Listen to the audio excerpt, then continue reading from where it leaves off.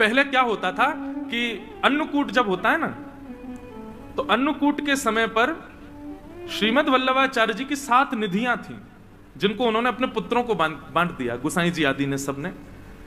एक निधि वहीं श्रीनाथ जी के बगल में विराज रहे हैं श्री विठलनाथ जी। फिर आप जो पुष्टि मार्गी होंगे उनको पता होगा, कोई सूरत में विराजते हैं, कोई बड़ौदा में विराजते हैं, कोई कहीं कहीं, ऐसे सब जगह सारे ठाकुर जी विराजमान है। हमारे गोकुल में है, गोवर्धन में है। तो अन्नकूट के समय पे क्या होता था, 7 ठाकुर जी नाथ द्वार आते थे और श्रीनाथ जी के ही अगल बगल में 7 ठाकुर जी एक सिंहासन पर विराजते और एक साथ सबका अन्नकूट होता था। बहुत ध्यान से सुनिएगा। आज भी नाथ द्वार में नियम है कि जब ठाकुर जी का भोग लगता है ना, तो ऊपर अटारी पर बैठ करके सेनाई बजाई जाती है, नगाड़े बजाए जाते हैं, समझ जाओ कि ठाकुर जी का भोग लग रहा है। तो अन्नकूट के समय पर 7 ठाकुर जी आए और श्रीनाथ जी के सामने अन्नकूट रखा गया। बढ़िया प्रेम से ठाकुर जी ने आरोगा, आरोगने के बाद अन्नकूट आदि सब समेट दिया। 7 निधि अपने अपने स्थान को चले गए। तो एक दिन रात्रि में शयन कराने के बाद जैसे ही मुखिया जी जो पुजारी जी हैं वो अपने शयन में गए, तो ठाकुर जी स्वप्न में आ गए श्रीनाथ जी, और स्वप्न में ऐसे आके बैठ गए रूठ के। तो गुसाई जी बोले, मुखिया जी बोले, जय जय, कहाँ गए हो, आप उदास लग रहे हो, तो कमी रह गई, कल तो अन्नकूट पाए हो आपने, चकाचक भोजन किया है, अब तो आनंद आ रहा होगा। श्रीनाथ जी बोले, मेरो पेट ना भरो, यही मारे तुम्हें दुखी है रहूं। बोले क्यों, पेट क्यों ना भरो? बोले अब इतनी सारी सामग्री सामने रखी, लेकिन वो 7 मेरे बगल में बैठे, एक यहां बैठो, एक वहां बैठो, सबरे इतने सारे बैठे, मुझको तो खावे में संकोच आ रहा, मैं खा रहा हूं तो मुझको यूं लग रही, यूं सोच रहा हूं कैसे खा रहा है, कैसे भर भर के खा रहा है, या हमारे में तो आराम। अब जैसे आप भोजन करो, निश्चित है रेस्टोरेंट में जब जाते हैं भोजन करने तब की स्थिति और घर में जब करते हैं तब की स्थिति अलग होती है। कई लोग होते हैं बाहर जाएंगे तो चम्मच लेंगे, जे लेंगे और बड़े ऐसे खाएंगे जैसे कितने साफ सुथरे हैं, और घर में जब आ जाते हैं तो बनाए महाराज चावल के पहाड़, बीच में कर दिया गड्ढा, उसी में सब्जी, उसी में दाल, उसी में पापड़, उसी में दही। एक हमारे साथ एक पंडित जी हैं, वो विचित्र हैं, वो चावल में दाल डालते हैं, फिर घी डालते हैं, फिर चीनी डालते हैं। दाल चीनी, घी चीनी डाल के कौन खाता भाई, हैं विशिष्ट ऐसे ऐसे पंडित जी हमारे। तो जब आप सहजता में प्रेम से खा रहे होते हो तब आप ये विचार नहीं करते कहां गिर रहा है, कहां कैसे, आप बस पाते हो प्रेम से। लेकिन 4 लोग बैठे हो तो निश्चित है कि आपका मन भी होगा तो आपको नहीं नहीं बस ठीक है, इतना ही रहने दो। ठाकुर जी बोले, मेरो पेट ही ना भरो, मुंह क्यों लग रही, जन कहा सोचेंगे सबरे अगल बगल में बैठे। बोले कैसे भर भर खा रहा है। श्रीनाथ जी से कही, बोले आज्ञा करो जय जय, फिर कहा करूं। बोले एक काम करो, मेरो एक और अन्नकूट करो, और अब की बार कोई को बताइयो मत, एक गुपचुप अन्नकूट करो। और सुनो, ये जो तुम अटारी पे नगाड़े वारे बैठा दे, कहो सबरी पूरी दुनिया पता चल जाए कि मैं भोजन कर रहा हूं, इनको भी अंदर कमरा में बैठा दो, कोई को पता नहीं चलना चाहिए मेरा अन्नकूट है रो। तो इसलिए नाथ द्वार में आज भी 2 बार अन्नकूट होता है। एक बार तो पूरे विश्व को पता रहता है कि ठाकुर जी का अन्नकूट हो रहा है, और एक बार पड़ोसियों को भी नहीं पता होता और श्रीनाथ जी का अन्नकूट हो जाता है। तो उस अन्नकूट का भाव क्या, बोले ठाकुर जी प्रेम से पाते हैं अकेले बैठ करके। इसलिए भैया पर्दा किया करो, ठाकुर जी को अपनी प्राइवेसी चाहिए, उनको अच्छा लगता है। अब हम कथा सुनाने आते हैं, 4 घंटे कोई नहीं जाएगा हमारे लाल जी के कमरे में, तो हमारा भाव क्या रहता है, ठाकुर जी बढ़िया टांग पे टांग धर के पौड़ गए होंगे, बढ़िया डिब्बा, आप सब लोग मिठाई के लाओ तो खोल खोल के देखते होंगे कौन कहा ले क्या आयो, या मैं सीधे खा लूं। मधुमंगल, श्रीदामा, तनसुका, मनसुका सब आ जाते होंगे कमरा में, खूब बिस्तर पर कूदते होंगे, तकियान एक दूसरे को मारते होंगे, और जैसे यहाँ आरती होती होगी फिर ऐसे खड़े हो जाते होंगे, हाँ, अब आवे वारो सहज हो जाओ।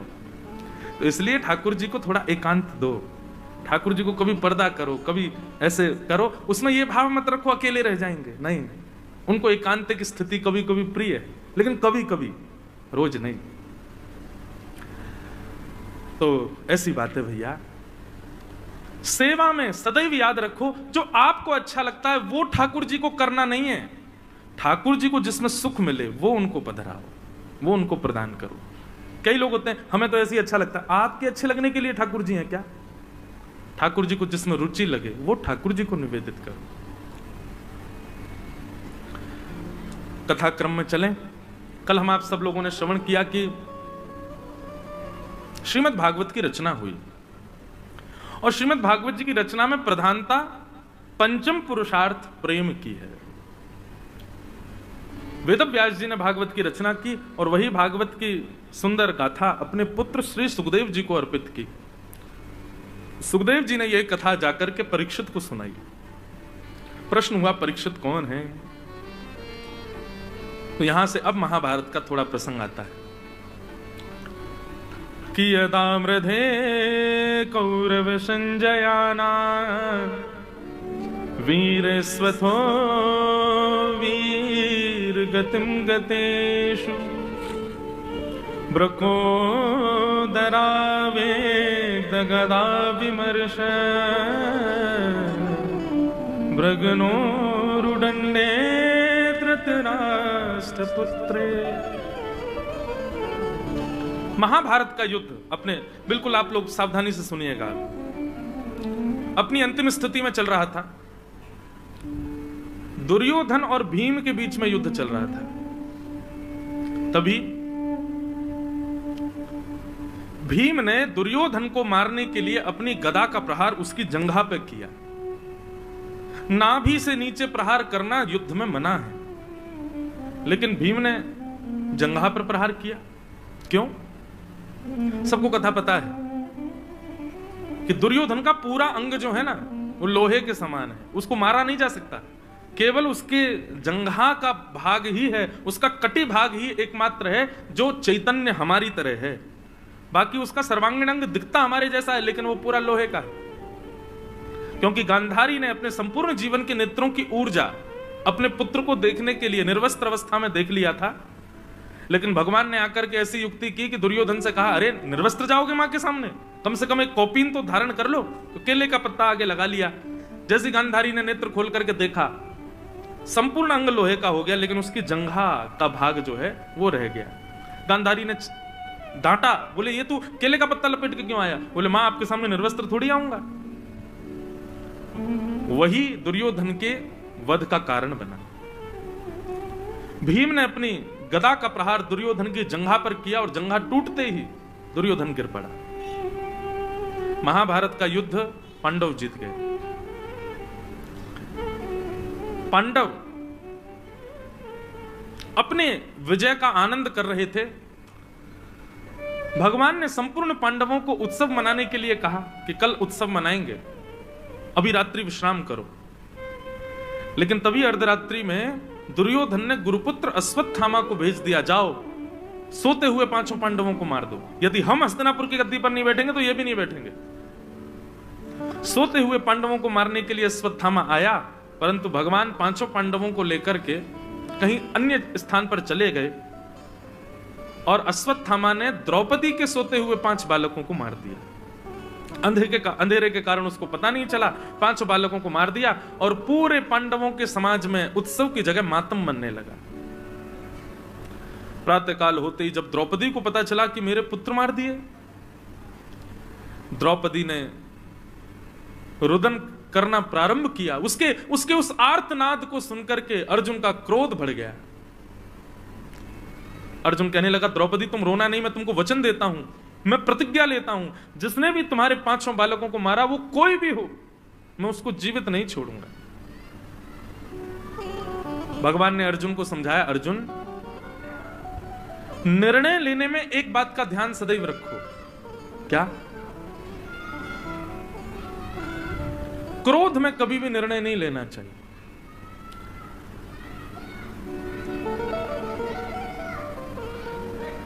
सब लोग सावधानी से सुनो, इधर देखो। क्या बता रहा था मैं? क्रोध में खेल रहे हैं क्या बच्चे? वाह भैया। तो मैं ये कह रहा था, क्रोध में निर्णय नहीं। जो लोग कहते हैं महाराज जी क्रोध कम करना चाहते हैं, क्या करें, क्रोध कैसे कम होगा? 2 उपाय हैं। पहला, जैसे ही क्रोध आए मौन हो जाओ। भाई थोड़ा तो कुछ करना पड़ेगा। अब आप चाह रहे हो कि कोई जड़ी बूटी मिल जाए उससे क्रोध कम हो जाए, तो ऐसे तो होगा नहीं। थोड़ी प्रक्रिया तो आपको करनी पड़ेगी। तो जब क्रोध आए तब मौन हो जाओ, बोलो नहीं। क्योंकि क्रोध का सबसे पहला प्रभाव, दुष्प्रभाव आपकी जीभ पर होता है। और उस समय आप ऐसी भाषा का भी प्रयोग कर देते हैं जो आपने कभी नहीं बोली है। देखो, या तो जीवन में सत्संग इतना होना चाहिए कि क्रोध भी आए तो आपकी भाषा डगमगाए ना, लेकिन इतना सत्संग जीवन में नहीं है, इतना हमने अभी सत्संग किया नहीं है, तो क्रोध आने पर अपनी जीव को शांत कर लो, बस मौन हो जाओ, कैसे भी करके टेप लगा लो, मुट्ठियां बांध लो, बोले बोलना नहीं है कुछ भी, बस। दूसरी बात, क्रोध में कुछ भी हो जाए पर कभी भी कोई निर्णय मत लीजिए,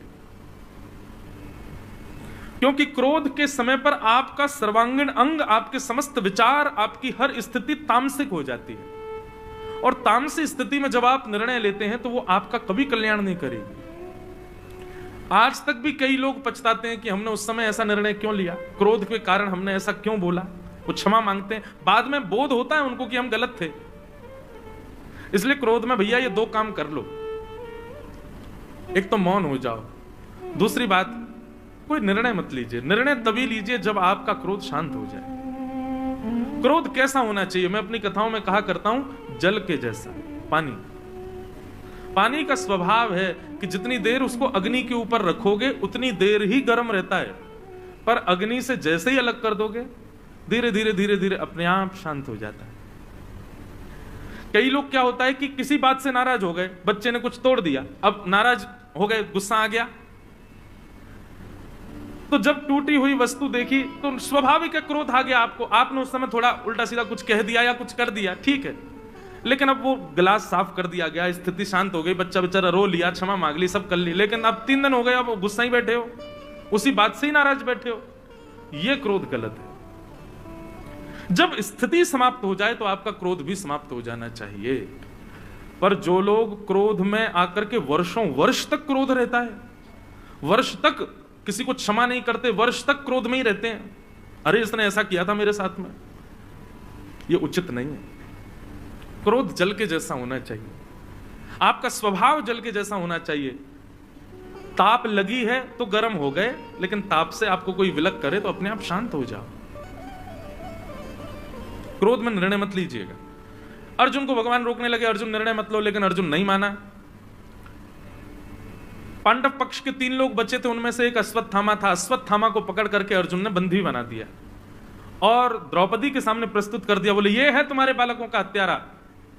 अपनी तलवार लेकर के खड़े हो गए अर्जुन और बोले आज्ञा करो द्रौपदी, मैं इसका सर धड़ से अलग करने वाला हूं, तुम्हारी कोई और इच्छा हो तो बताओ, यही है तुम्हारे बालकों का हत्यारा।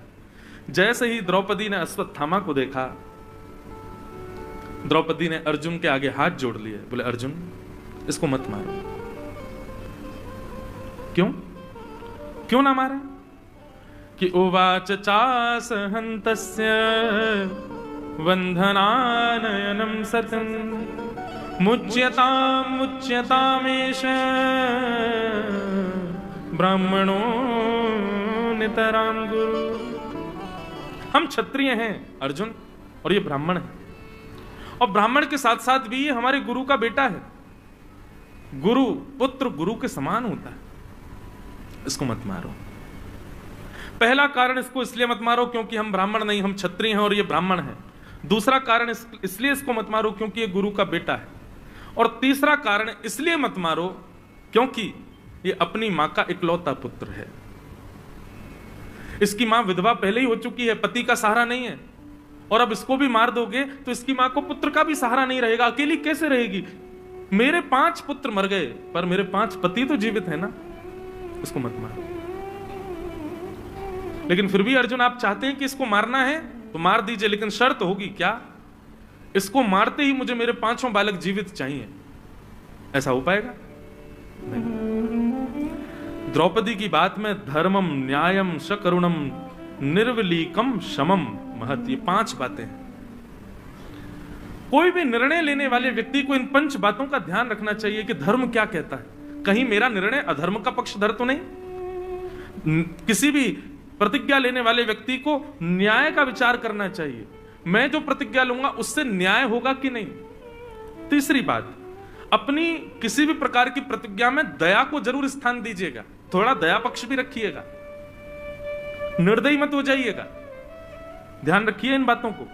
सबसे पहली बात धर्म का ध्यान रखिएगा, दूसरी बात न्याय होना चाहिए, तीसरी बात करुणा यानी कि दया होनी चाहिए। चौथी बात, निर्वलीकम मतलब निष्कपटता, एक पक्ष के प्रति आपका कपट भाव नहीं दिखना चाहिए। और पांचवी बात, समत्व, दंड का अधिकारी अपना पुत्र भी हो तो दीजिए, वहां पर आप मोहवश उसको मुक्त कराने का प्रयास मत कीजिए। ये 5 बातों का हर व्यक्ति को ध्यान रखना चाहिए कोई भी प्रतिज्ञा लेने से पहले। धर्मम न्यायम शकरुणम निर्वलीकम समम महत। द्रौपदी की बात में ये 5 चीजें थी, धर्म भी था, न्याय भी था, दया भी थी। द्रौपदी कहती है इसको मत मारो क्योंकि ये ब्राह्मण है और हम क्षत्रिय हैं, हम क्षत्रियों के लिए ब्राह्मण सदैव पूजनीय होते हैं। इसको मत मारो क्योंकि ये गुरु का बेटा है। गुरु जिसने तुमको धनुष उठाना सिखाया, जिसने तलवार उठाना सिखाया, जिसने बोलना चलना लड़ना सिखाया, उस गुरु की दक्षिणा के रूप में पुत्र को मारोगे, इसको मत मारो। तीसरी बात, ये अपनी मां का इकलौता पुत्र है।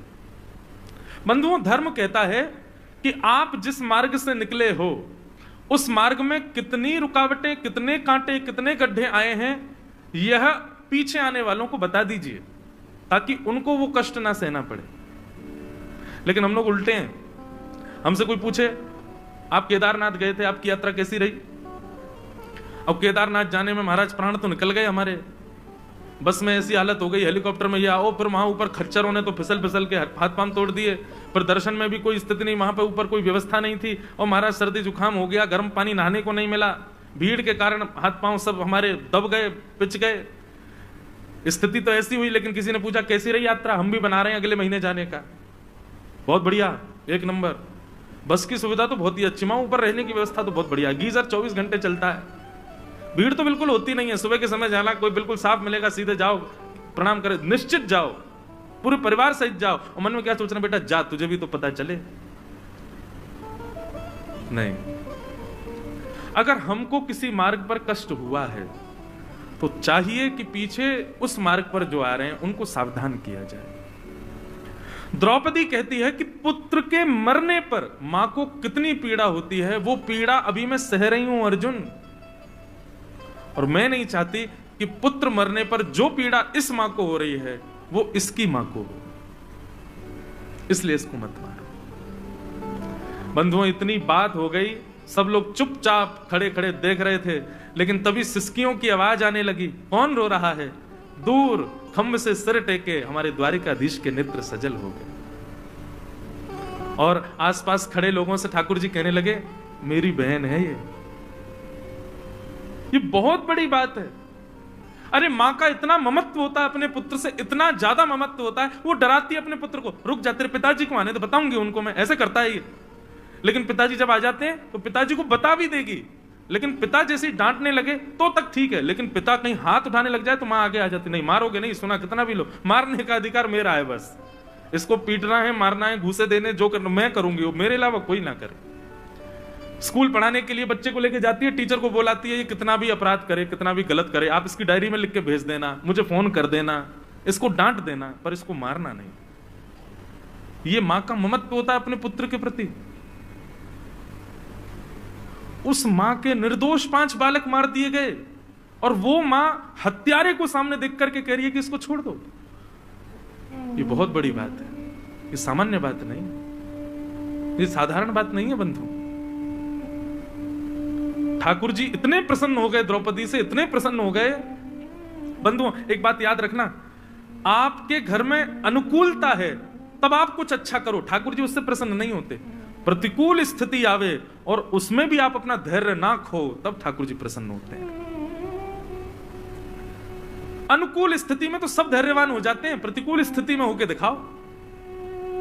आप जिस मंजर में नहीं रह सकते उसमें भी अपने आप को शांत रख करके दिखाओ अपने आप का। अब एक कथा है तो हंसी की, पर एक बात है, वृंदावन में एक संत ने मौन व्रत धारण करने का नियम ले लिया। मैं मौन रहूंगा। कब तक मौन रहोगे? बोले 14 वर्ष तक मौन रहूंगा।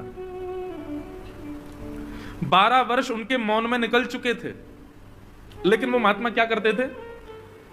मौन थे पर हाथ में डायरी पेन लेके चलते थे, और उनको जिसको कुछ कहना होता था लिख करके उसको दे देते थे। किसी को गाली भी देनी होती थी लिख के दे देते थे। ऐसा मौन था उनका। अब संतों में भी आपस में एक दूसरे से आनंद तो लेते ही हैं। एक बार वो महात्मा किसी पंगत में बैठे थे भोजन करने, उनको गुलाब जामुन बड़ा प्रिय था।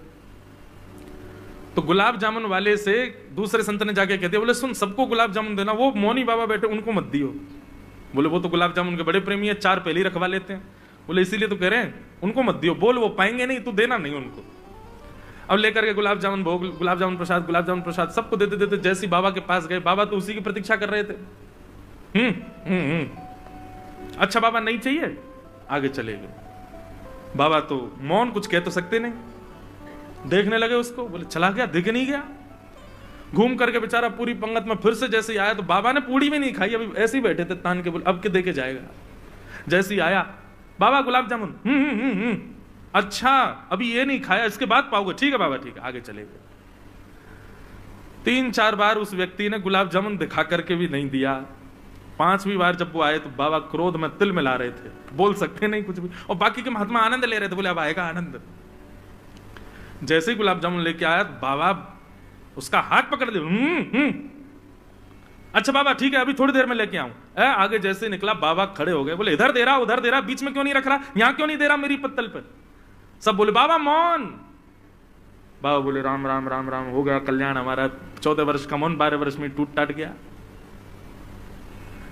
सब ने आकर के हृदय से लगाया, बोले अब 12 साल का ही रहने दो बाबा, प्रेम से गुलाब जामुन पाओ। प्रतिकूल स्थिति में अपने आप को संयमित रखना, यह परीक्षा है।